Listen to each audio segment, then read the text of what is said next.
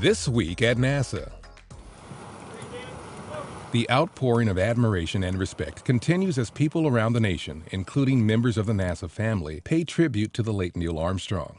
In the astronaut's hometown of Wapakoneta, Ohio, near Dayton, several hundred people attended an event at the Armstrong Air and Space Museum, including NASA astronaut Greg Johnson and Glenn Research Center Director Ray Lugo. And everything you hear about him, he's a humble man, he's a quiet man, he tends to be a little bit private, is absolutely true. But there's not a friendlier person that you would ever meet in your life. The Kennedy Space Center honored Armstrong with an event in the Apollo Saturn V Center of KSC's Visitor Complex. Among the estimated 400 people in attendance was Center Director Bob Cabana, who hailed Armstrong not only as a pilot and an astronaut, but as a great teacher. His step was only the beginning of a very long journey that we must now continue as we prepare to move even further from our home planet. The Jet Propulsion Laboratory commemorated Armstrong's life and achievements with a special presentation of One Giant Leap, an episode from an award-winning documentary series. The film's producer, Blaine Baggett, now the JPL Director of Communication and Education, spoke before the screening of how Armstrong's accomplishment impacted the nation and the world. At the U.S. Space and Rocket Center in Huntsville, ceremony guests gathered around a model of the Saturn V rocket released red, white, and blue balloons in honor of the Apollo 11 commander. And the NASA flag at headquarters flew at half-staff.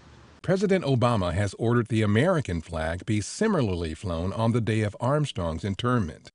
And this Thursday, NASA TV will broadcast live from the National Cathedral in Washington, D.C., a special celebration of the life of Neil Armstrong. We choose to go to the moon in this decade and do the other things, not because they are easy, but because they are hard. That 25-word statement is perhaps the most widely recognizable from the historic speech given 50 years ago by President John F. Kennedy at Houston's Rice University on September 12, 1962. The Rice speech is really the clarion call for the Apollo program. It's one of the most articulate and moving descriptions of civil space policy I think it's ever been made. The vows of this nation can only be fulfilled if we in this nation are first, and therefore we intend to be first. In short, our leadership in science and industry, our hopes for peace and security, our obligations to ourselves as well as others, all require us to make this effort. Kennedy was able to combine his incredible delivery along with some humor and dilation of history to make the case that, in fact, scientific accomplishment was an important measure of societies. Condense, if you will, the 50,000 years of man's recorded history in a time span of but a half a century.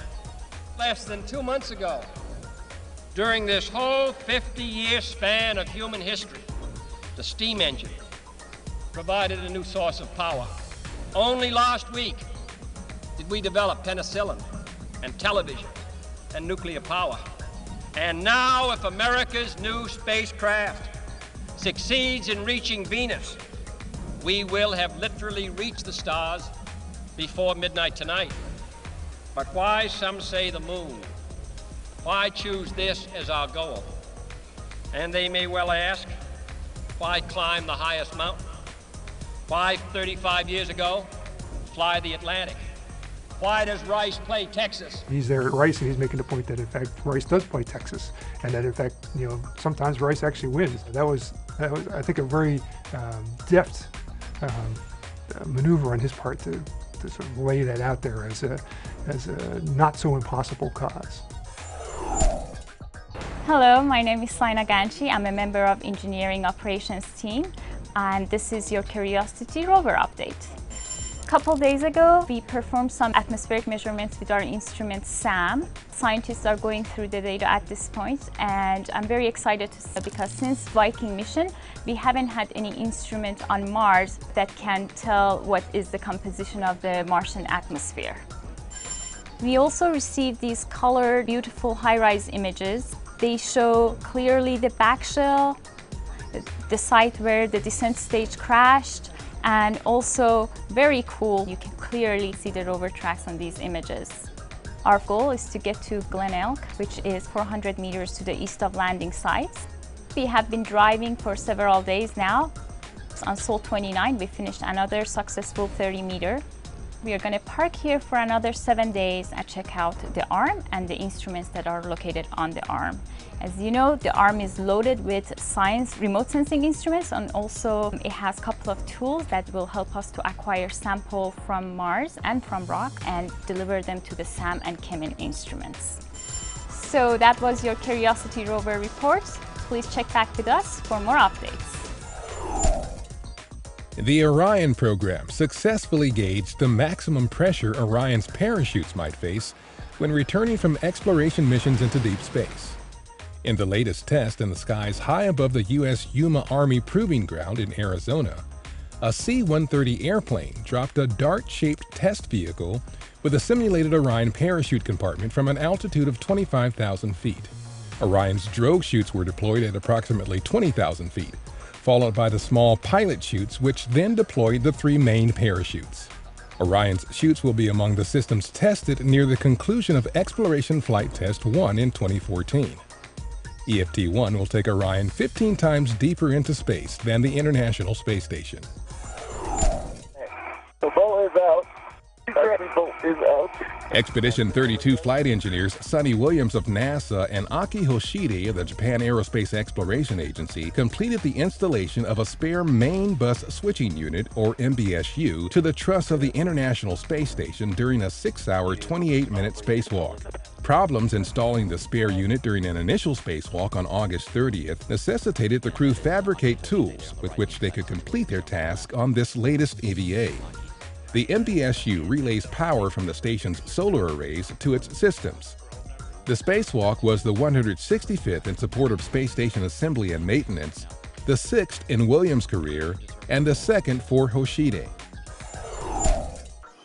The NASA headquarters roof is now home to an instrument that makes observations of Earth's atmosphere similar to those made from space by satellites. The instrument, named Pandora, helps validate those space-based measurements. Among Pandora's measurements is that of ozone, crucial to air quality and climate. It will help us design future satellites that will view much smaller and smaller areas of the Earth's surface. So what we're really preparing for is the next generation of air quality monitoring from space. Data from the headquarters roof will be compared with measurements by Pandora instruments elsewhere in the Washington, D.C. area to better understand variations across the region. A float sample here. It is it's this size. I was onto the giant. Operations have wrapped up for the 2012 Research and Technology Studies, or RATS, test at the Johnson Space Center. The 10-day asteroid exploration simulation conducted at JSC's Space Vehicle Mock-up facility helps NASA prepare for future exploration missions.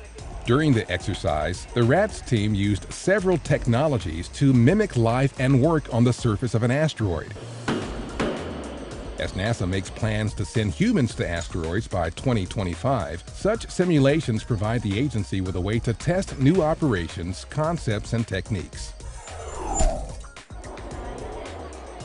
At the Langley Research Center, NASA Associate Administrator for Education Leland Melvin and Grammy Award-winning producer Pharrell Williams talked about the importance of science, technology, engineering, and math, or STEM, during the center's Summer of Innovation graduation and awards ceremony. And the #1 tool that will get you out of any and everything is education. The event honored Virginia Beach Middle School students for their hard work over their summer vacations. Summer of Innovation, part of the President's Educate to Innovate campaign, is a collaboration between Langley and Pharrell's From One Hand to Another Foundation to encourage students to follow their dreams and pursue a STEM education. 2 Space Shuttle solid rocket booster casings arrived at the Dryden Flight Research Center from Kennedy Space Center. The inert boosters, now owned by the California Science Center in Los Angeles, will remain in storage at Dryden until the Science Center's exhibit to house Space Shuttle Endeavour is built. The boosters will be mounted vertically alongside Endeavour, similar to how they'd be at launch. Endeavour is scheduled to be transported by ferry flight from KSC to Los Angeles later this month. The Jet Propulsion Laboratory held a party to celebrate the 35th birthday of the iconic Voyager spacecraft. On hand for the festivities was astronaut Stephanie Wilson, a former JPLer. Students at the event talked to scientists and engineers. There were also activities, speeches from local representatives, and live music. Launched in 1977, Voyager 1 and 2 are currently providing data about the helial sheath, the outermost region of our solar system, as they make their way deeper into space. 1, 0, and liftoff of the Delta II with Grail. Journey to the center of the moon. September 10th marks the one-year anniversary of the launch of a Delta II rocket from Cape Canaveral Air Force Station, carrying the twin Grail spacecraft to the moon. Since named Ebb and Flow, the two spacecraft have been flying in tandem around the moon since January 2012 to measure the moon's gravity field from crust to core in unprecedented detail. The mission is providing scientists with a better understanding of how Earth and other rocky planets in the solar system formed. 20 years ago on September 12, 1992, Space Shuttle Endeavour carried a 7-person crew to orbit on STS-47. This Space Lab mission included mission specialist Mae Jemison, the first African-American woman in space, payload specialist Mamoru Mori, the first Japanese astronaut to fly on a shuttle, and mission specialist Mark Lee and Jan Davis, the first married couple in space.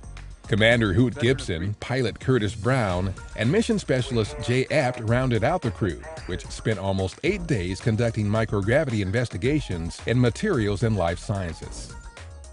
And that's This Week at NASA.